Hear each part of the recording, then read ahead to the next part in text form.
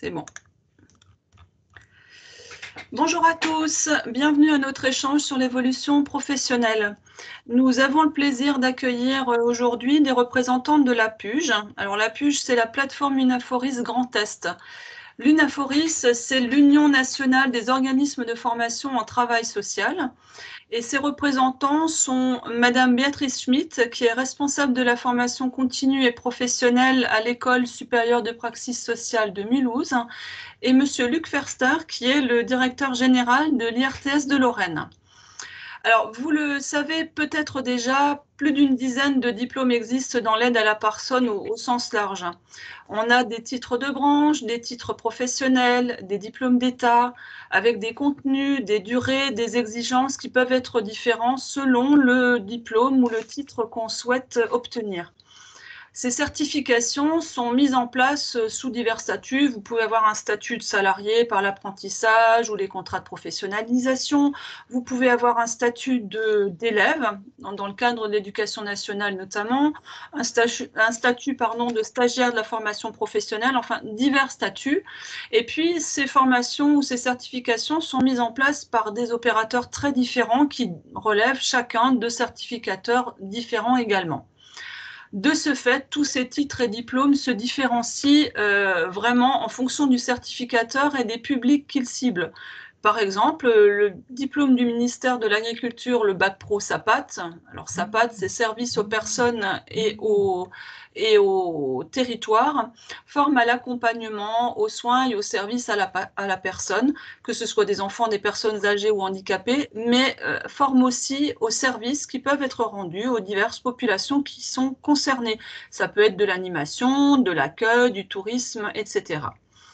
Et puis, le DEAES, le diplôme d'État d'accompagnant éducatif et social, qui est donc le sujet de cette table ronde, est un diplôme qui est polyvalent, puisque en partant d'un tronc commun de formation, les apprenants optent pour une spécialité. Alors, il y en a trois, qui est l'accompagnement à la vie à domicile.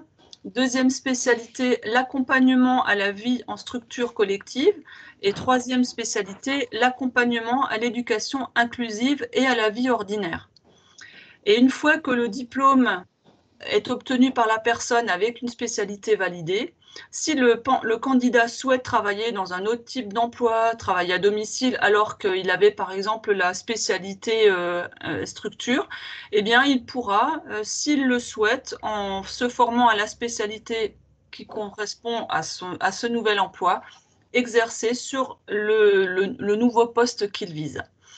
Avant de démarrer les informations sur le DEAES et ses nouveautés, je vais demander à Monsieur Ferster de nous rappeler quelles sont les missions de l'accompagnant éducatif et social.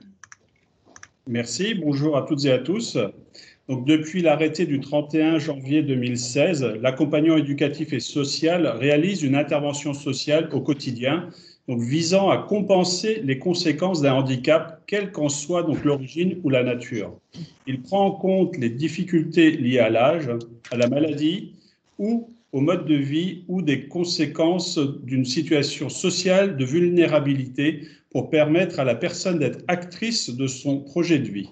Il accompagne les personnes tant dans les actes essentiels de ce quotidien que dans les activités de vie sociale, scolaire et de loisirs. Il veille à l'acquisition, la préservation ou à la restauration de l'autonomie d'enfants, d'adolescents, d'adultes, de personnes vieillissantes ou de familles et les accompagne dans leur vie sociale et relationnelle. Ces interventions d'aide et d'accompagnement contribuent à l'épanouissement de la personne à son domicile, en structure et dans le cadre scolaire et social. Alors, vous l'avez compris, ce diplôme, même s'il répond aux besoins de nos concitoyens, est en pleine évolution pour s'adapter encore plus aux réalités du terrain. Alors, je vais poser la première question à Madame Schmitt. Je vais lui demander, est-ce que vous pouvez nous apporter un éclairage sur les modifications, les évolutions qui sont en cours ou en réflexion pour ce nouveau diplôme de DEAES adapté encore plus à nos besoins? Bonjour, alors je vais essayer effectivement de vous expliquer les grandes lignes de la réforme du diplôme DEAES qui est actuellement revue et qui sera réformée. Alors nous sommes actuellement encore en attente des textes officiels et définitifs. La mise en œuvre du niveau diplôme sera pour la fin 2021 ou début 2022, donc je m'exprime sous toute réserve de changement ou de précision ultérieure, bien sûr. Alors globalement, la réforme ne modifie pas les missions générales de l'AES, qui restent bien sûr chargées de l'accompagnement des personnes en difficulté. Par contre, le DEAES, avec un tronc commun et ses 3 spécialités, était complexe et pas toujours très lisible ni par les employeurs ni par les personnes qui s'engageaient dans la formation. Par exemple, la spécialité vie inclusive n'a jamais vraiment marché, faute de financement, alors qu'aujourd'hui, l'inclusion se doit d'être effective partout. Le travail à domicile évolue également. La notion même de domicile évolue. Aujourd'hui, quand on parle de domicile, du chez-soi, ça peut être en logement individuel, mais aussi en logement collectif, puisque les personnes qui interviennent à domicile peuvent intervenir à domicile en structure, donc c'est parfois complexe. Ça peut être des domiciles partagés, etc. Donc aujourd'hui, la réforme du DAES, elle va amener quelques modifications. Alors la première, eh bien, et qui n'est pas la moindre, c'est la suppression des spécialités. Il n'y aura plus qu'un seul diplôme qui permettra de travailler partout. En fait, l'AES accompagne les personnes là où elles se trouvent, là où elles vivent au quotidien, que ce soit au domicile personnel ou dans une structure collective qui peut être un internat, un foyer, un EHPAD. Ça peut être en habitat partagé, en habitat diffus, donc extrêmement varié. En fait, là, elle accompagne la personne là où elle apprend, comme l'école ordinaire ou en établissement spécialisé, ou là où elle passe ses journées. Ça peut être un accueil de jour, en atelier, en loisir. Donc, l'AES accompagne les personnes là où elles sont, en essayant de répondre à leurs besoins spécifiques. Donc, on ne sépare plus les lieux d'exercice, et c'est ça qui est intéressant. L'AES intervient donc auprès de personnes en fonction de leur projet et non en fonction du lieu d'intervention. Et du coup, l'AES a une vision beaucoup plus globale de son accompagnement. Ça, c'est la première des choses. La deuxième, c'est que forcément, le contenu de formation va évoluer, intégrant ces nouvelles données. Ainsi, eh bien, elle abordera les réalités d'exercice dans tous les lieux possibles. On va aussi bien aborder la spécificité d'une intervention dans un domicile que la spécificité d'intervention dans un lieu collectif ou en situation d'inclusion. Donc, tous les lieux possibles, avec tout type de public, à partir du moment où la personne a besoin d'un accompagnement spécifique. De ce fait, il y aura également une augmentation des compétences des personnes qui suivront la formation du DEAES. Une troisième notion qui émerge de façon beaucoup plus importante, c'est la notion d'inclusion qui est intégrée partout. On ne la sépare plus, on l'intègre dans la formation. Pour tous, que l'on intervienne à domicile ou en structure collective et quel que soit l'âge. Par exemple, si vous intervenez chez une personne en situation de handicap à son domicile, très souvent, il y a aussi cette idée d'inclusion, permettre qu'elle soit encore inclue dans la société, dans la cité, et pas simplement une intervention directe qu'à domicile. Donc ça, c'est une notion intéressante qui permet vraiment d'élargir les compétences. De ce fait, on voit aussi une augmentation du volume d'heures de formation pour intégrer ces nouveaux savoirs et ces nouvelles compétences. Une autre évolution, c'est une organisation en blocs de compétences. Alors, l'histoire des blocs de compétences, c'est un peu du jargon, mais c'est vrai qu'on voit de plus en plus apparaître dans les formations en travail social l'idée de blocs de compétences. Il y en aura 5 et non plus 4 domaines de compétences. Chaque bloc étant validé individuellement, ce qui permettra aussi aux personnes, notamment dans le cadre de la formation continue, de pouvoir valider certains blocs indépendamment des autres. Et puis, ce qui est nouveau aussi, c'est qu'il y a un bloc de compétences qui est commun avec le DEAES, c'est-à-dire le diplôme d'aide-soignant. Ce qui veut dire que pour les AES, la notion de soins est renforcée. Mais je tiens à préciser que le diplôme d'AES est bien un diplôme en travail social. L'aspect d'accompagnement des personnes est réaffirmé. L'action éducative, l'accompagnement au quotidien, l'animation de la vie quotidienne est renforcée, mais avec une notion de soins qui est importante également. Donc, vous voyez qu'il y a un nouveau diplôme unique, plus attractif, notamment avec les personnes intervenant à domicile. C'est-à-dire qu'une personne qui avant était peut-être cantonnée dans son intervention à domicile, avec le nouveau diplôme, elle pourra diversifier ses lieux possibles d'intervention. Il y aura des passerelles possibles aussi vers la formation d'aide-soignant ou d'auxiliaire de puériculture. Et puis, une possibilité d'évolution avec une sécurisation de l'emploi. Et ça, je pense que c'est important.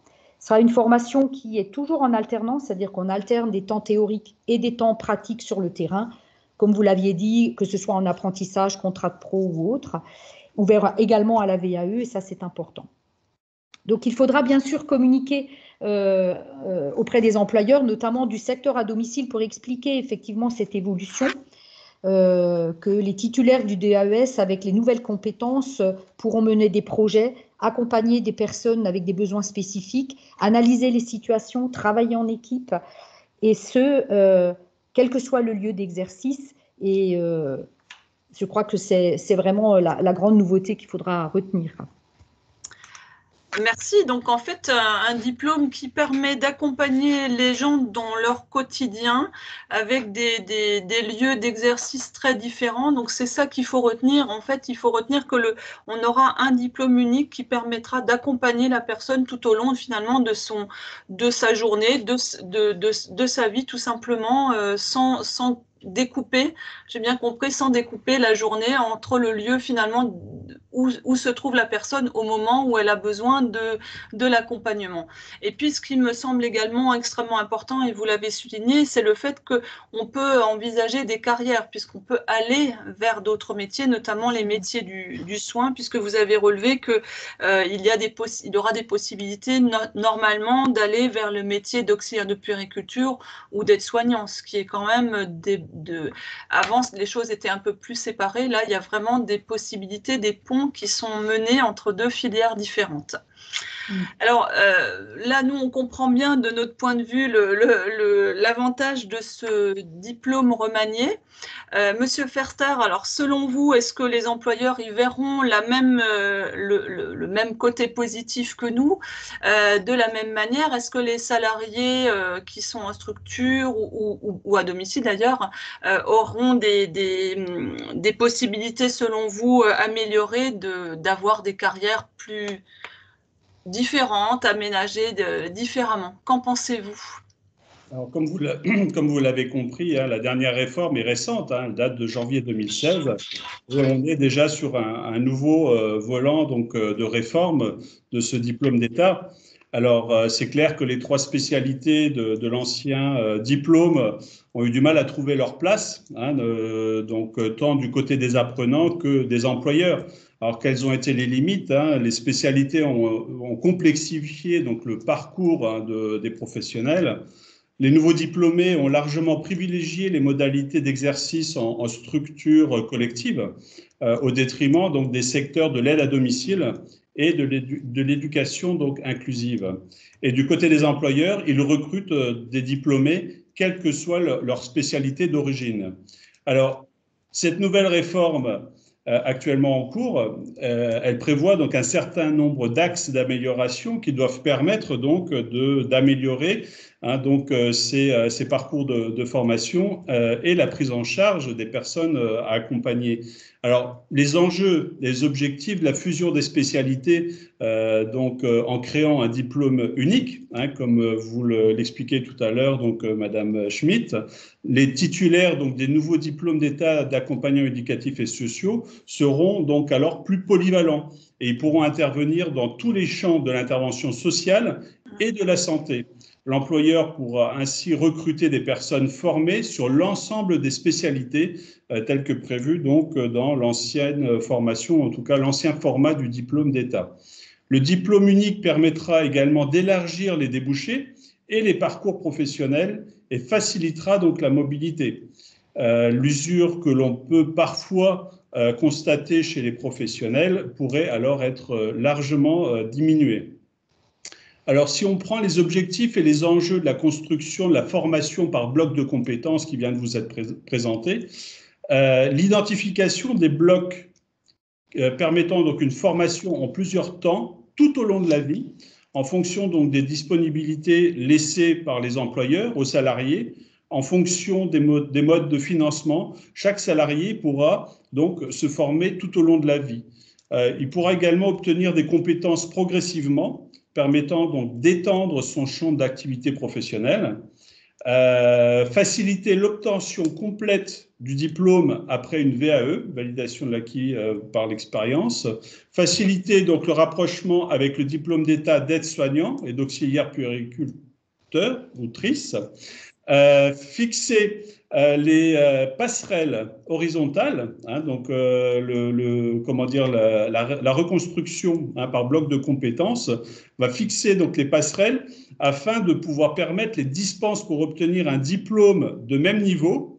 Hein, donc ce sont les passerelles horizontales. Et pour les passerelles verticales, donc, qui permettent les dispenses pour évoluer vers des diplômes et en tout cas des niveaux de qualification supérieurs.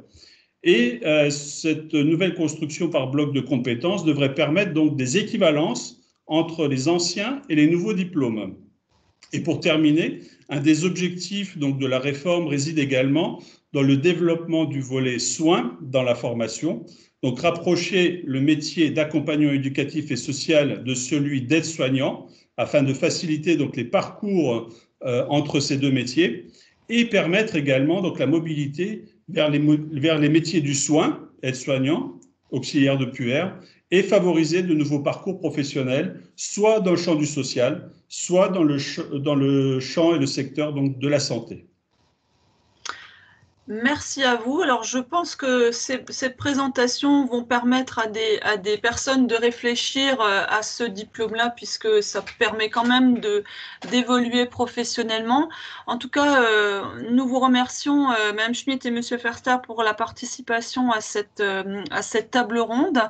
Alors, j'invite les participants donc, qui sont intéressés par le métier de se rendre sur le stand accompagnant éducatif et social dans le hall métier, donc dès que cette conférence est terminée. Merci pour votre écoute. À bientôt. Merci. Merci, au revoir. Au revoir.